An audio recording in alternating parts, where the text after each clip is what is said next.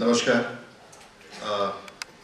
Captain Vikram Singh ji, हमारे पुराने colleague और महाराणा भानु प्रताप जी, you have a very difficult name to pronounce, Mr. Joint Secretary. Mr. Monk. They must have abbreviated you somewhere, I'm sure. Mr. Sal, whom I know for long years from the police, former DGP of Madhya Pradesh, Ramesh Sharma ji, Atul Bhatnagar ji, Mahesh Sharma ji, and of course all the distinguished delegates here. सबसे पहले तो क्योंकि सुबह औसतन parliament session के दौरान किसी भी कार्यक्रम को देने में कठिनाई होती रहती है, लेकिन क्योंकि कैप्टन सिंह से मेरा बहुत पुराना संबंध है, पुराना राजनीतिक संबंध है, ये मूलतः पॉलिटिशियन, ये चुनाव भी लड़ चुके हैं और मुझे मेरा 30-35 वर्षों का संबंध है इनके साथ. It's very difficult for me because I also look after, as a skill development minister, it would have been easier for me to come out on a parliament day as well. But parliamentary affairs, and I had scheduled myself to be with you all at 9:30, but unfortunately, there was something which came up at 9 o'clock, which I privately shared with Captain Singh, and I said, I need a way out. He said, come around anytime when it's convenient to you. So I'm here.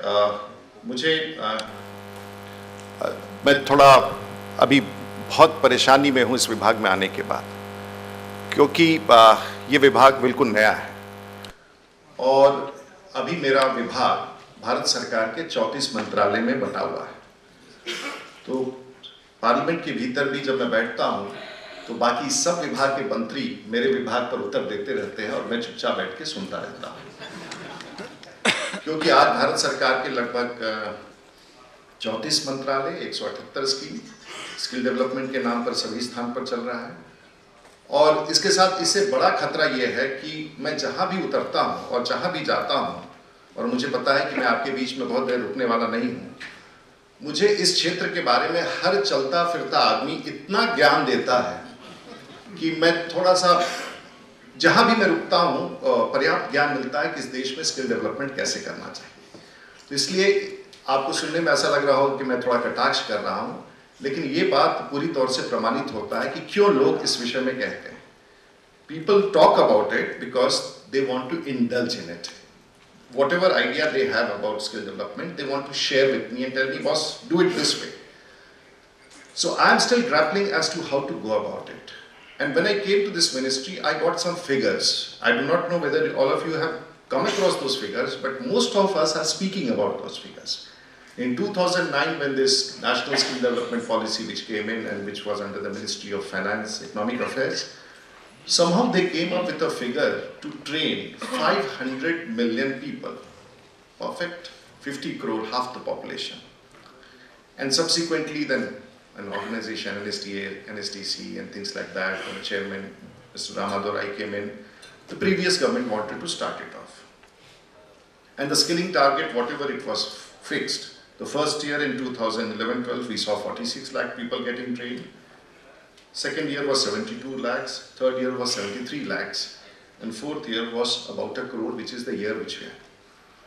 So a crore would mean about 10 million. This is the target which we are talking. Now it's every year about 7 million to 10 million people are joining the workforce. We have to categorize in them in different ways. Now the biggest challenge is how do you, it's not the question of skilling individuals. It's small organizations in a country with 1,260 million people. When we talk about numbers, we're talking about 1,260 million people, meaning every fifth and sixth man walking on the globe is an Indian or a Chinese, and you're talking about that nation.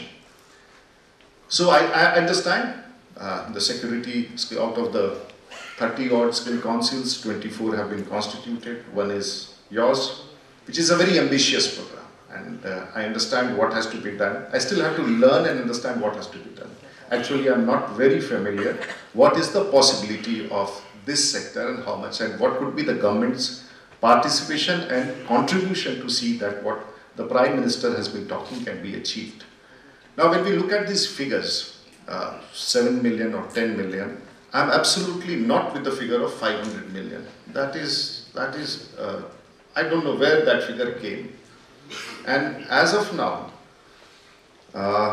if you talk about 500 million people, and an average if you talk about spending, which NSDC spends about between 10 to 17,000 rupees in training an individual, and in the next 5 years if you talk about 500 million into 17,000 rupees, then it would mean 5 times the budget of Government of India altogether.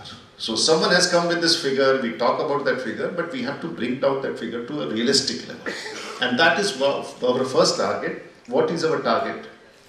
And how much is the gap between the targets? I've almost had because most of the time, as my first tenure, I'm spending most of the time in parliamentary affairs because you have to manage 542 politicians. So that is taking away a lot of my time, but I have a senior minister who assists me, but the Lok Sabha is in my charge. But possibly after this, I'm going to apply my mind. And my mind would not work independently. I need to have inputs. And I still have to talk to the sector council related to security. But I understand few things very clearly. A, that this, what we have now, cannot fulfill the aspirations. This cannot meet the challenge, whatever target which we are fixing up. This target cannot be achieved at the present rate of going, and so it has to be at a scale which matches the aspirations of the country, which is minuscule as far as today is concerned. When we talk about today, it is absolutely nowhere. And then when you are talking about skill development, the biggest crisis is not of people who have to be trained. The biggest crisis in the sector is those who have to train, the skillers, the trainers. There is a huge, enormous deficiency of people who have actually to come in to train. I'm not talking about entrepreneurship. So as a vision, and most of the ministries who are outsourcing, some of them are doing extremely well, some of them are actually wanting to take up a cause, make a slogan, try to reach political, give that political overtones, but actually that system is not very functional. It's being outsourced as a program of the ministry to individuals on a contract basis. So there's a lot of gap in what, and that is why I think the Prime Minister decided that we have to cull out a ministry and to make it. So for me, it's a beginning. I don't have a file, it's just beginning. So I have to create this ministry and bring it under an umbrella. I know it's very difficult to bring out the ministries which are handling it. It's very difficult. If you look at Ministry of Home Affairs, it is handling Udan. If you go on ministry by ministry, thousands of crores. We are spending about 8,000 crores on skilling. Now with all this in mind, I have to come with something completely novel. It cannot be the run-of-the-mill or an old idea. So I am speculating how to scale this mission, to bring it at a level that becomes a buzzword. And with the participation, it cannot be the government. It has to be the participation of the private sector. It has to be in a huge way. And skill has to be designated close to the qualification. What you see, a person would like to have a BA degree or an MA degree, irrespective of his possibility of his employability. We have to bring this at par. So how do we do it? The biggest challenge is to establish the respectability under certification of skill development, which may not necessarily be educational input which you get in a classroom. I'm working on it.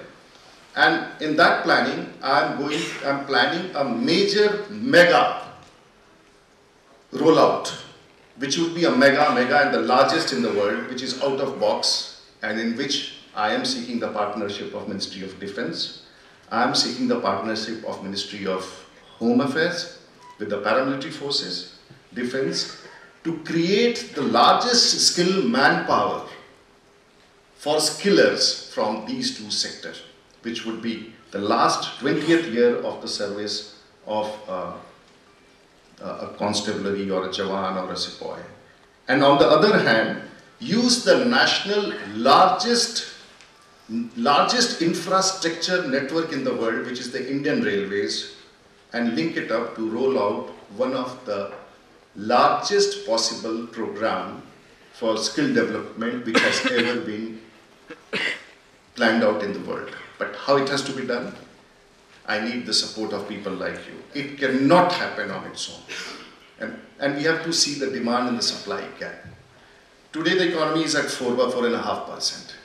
Nothing works. Your demand will remain flawed if the economy doesn't grow. The trade doesn't grow.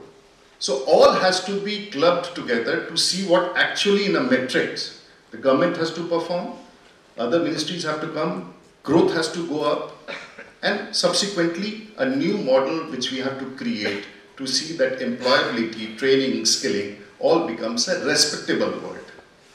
And so would be skill being imparted to the security. Security, as you said, that most of the people, how to see that it becomes a respiratory authority world over. Even a private security guard enjoys a statutory security power. Here it is the VIMOC, or it's the domain of the government. How can we see at a course of time the respectability will only come to a individual private guard if it has some statutory backup and authorization. And that is what is missing. And the day this country realizes that this corp or this private security has also some statutory support at his back, your things would be completely a game changer.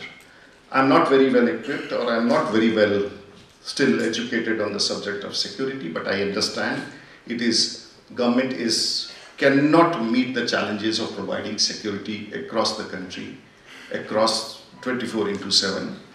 But at the same time, your employability, and I understand that a normal person who is qualified to be and is trained with you all, or maybe who is an ex-serviceman, his employability, if he just knows English, his employability and his salary goes up by 40%.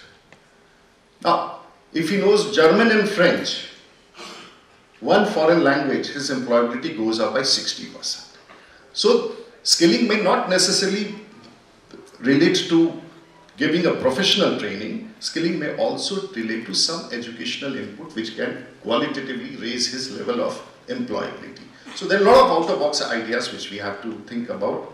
I'm sure the best of brains in the private security sector is here, and you look very smart, you look very agile, and so that is what is expected from all of you. And I'm sure you all must be having a lot of ideas in it. And it's big business, I understand, so you must always cherish what you are doing. And of course, as a government, as a representative of Mr. Modi, I shall come forth and find an occasion to see what is your blueprint, what can I do. I at this point of time, I'm rather clueless, and I would admit I'm clueless as how to go about it, but I understand providing 7 million employment, you can go up to 10 million, 20 million, and the growth rate you say is 25% is enormous. So the government and the country has to grow to keep this growth rate. So it's there. And subsequently we'll be able to come up to this point which you have been talking, Captain Singh. I must thank the audience and all of you that you have given me an opportunity to talk to all of you. And I'm sure we'll meet more often to see what best we can do in the skill development sector. We promise whatever best can be done would be provided by this government.